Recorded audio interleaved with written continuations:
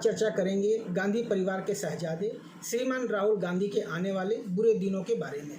देश का एक बड़ा परिवार जल्दी ही जेल जाने वाला है। गृह मंत्रालय ने राहुल को नोटिस क्यों भेजा, जबकि सब जानते हैं कि वह भारतीय नागरिक हैं? तो फिर यह खेल क्यों खेला है मोदी जी ने?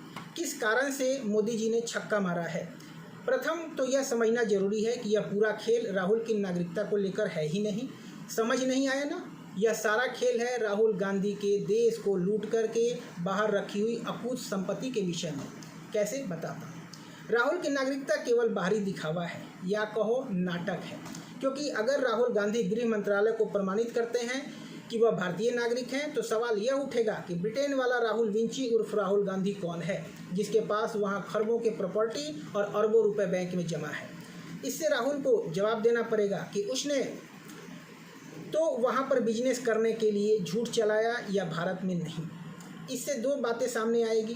प्रथम तो यह कि वह वहाँ पर प्रॉपर्टी कैसे ले सकते हैं, क्योंकि भारत के कानून के तहत अगर आपको किसी भी देश में प्रॉपर्टी लेनी हो तो आपको भारत के गृह मंत्रालय एवं विदेश मंत्रालय से अनुमति लेनी पड़ती है, जो राहुल ने नहीं ली है। क्यों नहीं ली थी जब उसकी सरकार थी 2005 में? तो इसका कारण है जब ब्लैक मनी की बात हो तो कोई कैसे बताए। इससे राहुल मजबूर होंगे जवाब देने के लिए कि उनने वहाँ की नागरिकता ली थी। इस कारण से भारत के कानून के तहत यहाँ की नागरिकता स्वतः ही खारिज हो जाएगी। अब बात करते हैं वहाँ पर संपत्ति है तो सरकार से क्यों छुपाया गया, इसके पीछे क्या आशय था और वहाँ पर कौन सा बिजनेस कर रहे थे। क्योंकि उनका जो ऑफिस है वह लंदन से 90 किलोमीटर दूर एक ऐसे गांव में है जहाँ पर कोई नहीं रहता, तो वहाँ पर क्यों ऑफिस लिया? समझो, अगर बिजनेस के लिए लिया भी तो फिर वो ऑफिस 2004 से बंद क्यों है? और इनकम टैक्स जो उन्होंने ब्रिटेन में भरा था वह कैसे आया, यह प्रमाणित करना है।